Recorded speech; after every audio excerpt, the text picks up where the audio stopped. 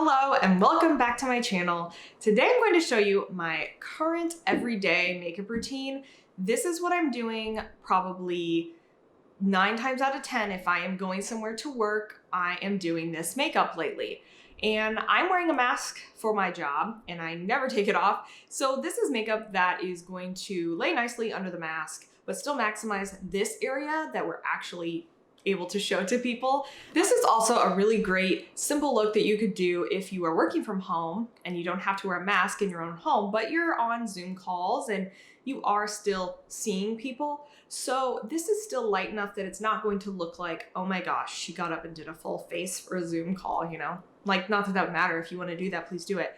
But it's subtle, okay? And I think that you're going to enjoy it because it's very, very easy. So if you'd like to see how to do this makeup look, please keep watching. I have a considerable amount of melasma all up here and on the sides of my face. So even if I'm doing like light makeup, if I want to look nice and even, I'm still gonna have to color correct. So I'm going to use my Glossier Cloud Paint on a little brush to do that. And I'm using a little brush just so I can target only the areas where it's really dark, because I don't want to put this anywhere that I don't have that really dark pigment, because then it will just look weird. But I'm using this to, you know, bring that darkness up, counteract it. It's going to look super weird. Like, it looks like I have a peach colored continent system on my head. I promise it'll make sense. I do this a lot, so it's a bummer. I mean, I do hope to eventually get this melasma situation under control. I know a lot of you guys have it. It's very common. Sometimes people get it after they have a baby or maybe during. That's not why I have it. But I do take hormonal birth control, so that does not help. I'll tell you that. I've had a chemical peel and, you know, at this point I would say I don't think it helped. My skin looked nicer, but it did not really lighten this to the point that I could say I recommend it for melasma. I'm gonna try some other treatments eventually, but for now, this is what I'll be doing. I am going to use the product I've been using almost every day just to get some SPF, some evening out, moisture. It is Thrive Cosmetics Buildable Blur CC Cream.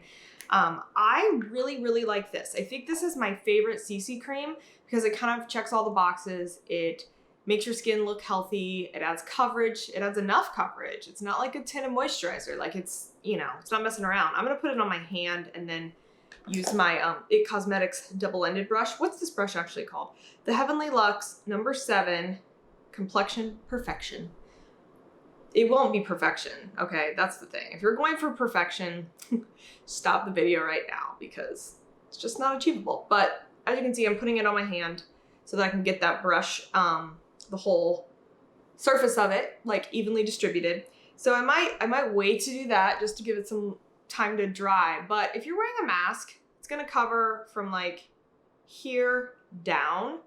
But, you know, depending on what you do, you're probably going to take it off here and there. But if you're driving to your job or wherever you're going, you're gonna be exposed to the sun in the car. So that's why I am gonna put this product everywhere, because it has SPF in it. It has SPF 35. So I'm going to get that SPF protection, and sure, it's gonna get in my mask a little bit, but you know what?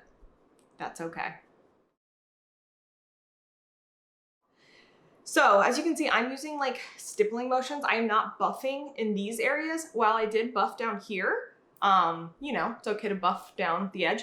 I'm not doing that up here because I really need to keep my color correction where it's at. And if I was like buffing this area, I'd be picking up, the bristles would be picking up that cloud paint and like distributing it and mixing it into the CC cream and making it like orangey. That's not what we want. So just remember to use these like lighter tapping motions where you want to preserve your color correction below. And then you will achieve the color correction without making your CC cream just like a weird orange color. Gotta be really careful right here because that's where the majority of it is, but I hope that you can see by doing that color correction first, I have made so that the melasma is like less gray showing. I think you guys that have this totally know what I mean, where you put foundation on it and then you're like, okay, why does it look like gray and ashy now under there? And it's because the color correction is what's going to help like bring up that darkness to a level that your CC cream, foundation, whatever you use, can more effectively cover. Now I do want to show you, like, you're still gonna see some of it. I mean, if I really, really wanted to erase this, I would have had to probably go in with like a concealer to brighten it up more, maybe conceal after this. But you know what? This is my everyday mask makeup. So I don't worry too much about fully erasing it for everyday life. This is just for me to go to work, for me to see clients. Gosh, if you have dark hair like me, you're gonna get some of the roots of your hair depending on how high your melasma goes. That's just how it's gonna be.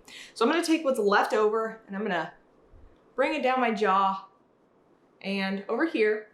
Even though your mask covers this area, you'll see below it. So think about that. You wanna make sure your makeup looks like it's still matted. I'm going over, just kind of picking up any excess product. Okay, now we're gonna brighten up under our eyes. I mean, envisioning our mask again from here down. This area is still gonna be very visible, and if you have dark circles or just like redness, maybe from allergies, I mean, we're gonna wanna just make that look a little brighter, lighter, tighter. So I'm gonna use this CoverGirl True Blend Concealer because it is affordable, it has great coverage, comes in a pretty decent shade range. And also a lot of the ones I currently have are too light because I used my Isle of Paradise self-tanning drops. So I'm gonna apply some dots just to there, use the opposite end of this IT Cosmetics brush, and I'm going to apply the dots and blend one eye before I move to the other eye because this sets pretty fast and I do not want it getting dry before I have time to blend it out. So you might want to consider that if you have a liquid concealer that's very fast setting and has a matte finish like this one. Okay, so I didn't go crazy. Like, honestly, there's no point in doing the whole triangle of light under here right now when it's covered, but also it's just like, save your product. Hopefully for like brighter times when we can, you know, cover our entire faces with makeup again. I can't wait. All right, so dotting on the other side, you don't need much. If a product has a good amount of pigment, you shouldn't really need to like spackle it on. I think that's one of the things I see go wrong for people, especially with under eye concealer, is just like too much. So then that product has nowhere to go. So of course it's gonna travel into your little smile lines and it's gonna sit on the skin and not look like skin. It's gonna look like makeup. And it's going to look, a word I really don't like, but I'll say it, cakey. All right, so brighten up a little bit. Now you can look, if you're like, I still feel like I look tired, I have a little darkness. Here's what you can do. You can just like boop your brush on there and just hit the very darkest part of the shadow. You don't need to go over that whole area again, but just like boop and brighten one more time and only the darkest part. I will use the excess concealer here to do my nose where makeup is going to wear off pretty quickly. If you like to kind of brighten up here or your chin. Again, like these areas, this is gonna be covered down here, but you know, while you have it out, and especially if you have excess on your brush, just use it, don't waste it. Okay, so at this point, for our face, we've completely evened it out. And I am gonna set this because even though I love my skin to look really dewy, when you're wearing a mask, you're basically trapping heat in here. It becomes like a little humid environment, which is probably why some of us are breaking out too. And so it's going to wear your makeup down a lot faster just due to that like humidity it's creating alone. So I'm gonna use my Glossier Wowder, and I'm using that because I have it right here, but also I feel like it really does keep my makeup on longer. So I am just pressing, not buffing again, because I don't want to move anything around that I just did. So I'm using like my favorite product of all time, which is Urban Decay's Primer Potion in Eden. Kind of same thing with the concealer. Apply it to one eye and then blend it before you do it to the other because it dries super quick. But I love this because obviously it's a primer, so it's priming your eyes for eyeshadow, or whatever you put on, which could be nothing. You don't have to put anything over this. But it's canceling out those like veins and discoloration. I mean, you can probably see that, right? Like canceled out blank canvas, Vein City. So love that about it. You can honestly do this, call it a day. And some days that's exactly what I do. If I have a 7 a.m. call time, God forbid earlier than that, you know, this is good as it gets. We got some nice bright eyes. We do mascara and we're out the door. But I'm gonna show you how to make this eye makeup go a little further. Okay, I'm gonna show you something that is like my favorite thing to do. I feel like it's one of the simplest things that has such like big impact, and I just love it. So this is gonna be like the easiest smoky eye you'll ever do. Honestly, it takes like no precision or skill really. So get ready. Actually, don't even prepare because it's that easy. You don't really need to like prepare for it. So I am going to take a soft and smudgeable pencil liner. It does have to be pencil, and if it's soft, that is what you want. So like a kohl liner would fit that bill. I'm using the Pixie Endless Silky Eye Pens. Ignore the word pen. They're not a pen, they're a pencil. But I just love these. These blend out so beautifully, and they come in like a huge range of colors. So what I want you to do is pick an eyeliner color in this that is like complementary to your eye color, because that's going to do most of the work for you. It's going to make your eyes look brighter, make their eye color look more pronounced, just based on the color you choose alone. So it's doing like, you know, most of the wow factor for you. So I have green eyes. So opposite the color wheel would be like red or purplish violet colors. So like I'm gonna choose the one called Matte Mulberry because it is definitely a purplish, a reddish purple. So that's why I'm choosing this color. But if you have blue eyes, I would do more of like a bronzy color, even like orangey tones if you're feeling brave. I know orange sounds kind of scary, but I actually love super warm, peachy tones. Don't have to be orange on blue eyes. Brown eyes, you're lucky. You can do whatever the heck you want. But I do love purples for brown eyes too. Even navy for brown eyes looks really great. And then of course, if you have like hazel eyes, so green brown or blue green, that's what hazel means, right? So you could choose to bring out the green more with the reddish tones, or you could choose to play up the blue in your eyes if you have that with more of those like coppery peachy tones. So I'm choosing this one. Choose which one works for your eye color.